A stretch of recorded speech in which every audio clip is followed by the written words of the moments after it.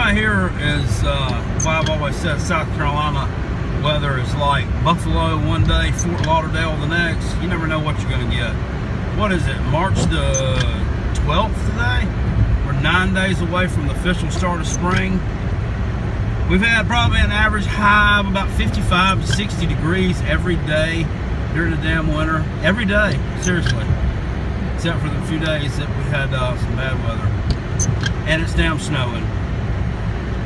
Coming from the house across through the country there, it was coming up some pretty good flakes.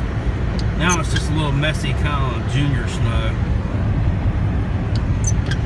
It ain't gonna stick to nothing. It's sticking to the grass a little bit out there. It's not sticking to the road though. Thank goodness. It was a little colder and the ground was hard.